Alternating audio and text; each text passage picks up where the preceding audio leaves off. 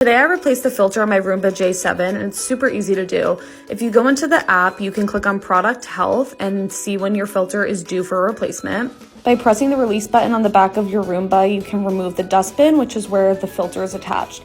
The filter is obviously going to be disgusting, so you want to throw that in the trash right away. Once that's out of the picture, you can wash out your dustbin with some warm water, and you want to make sure that that is fully dry before you put your new filter in. And once you do that, you basically have an entire new Roomba. You're welcome.